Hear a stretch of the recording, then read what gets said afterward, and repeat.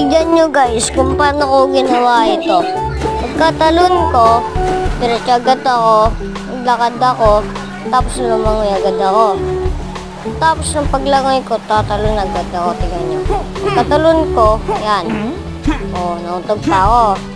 Tapos punta ko naman doon, nautog ulit ako, tignan nyo guys. O, diba? Sunod na mas maganda. Panoorin nyo.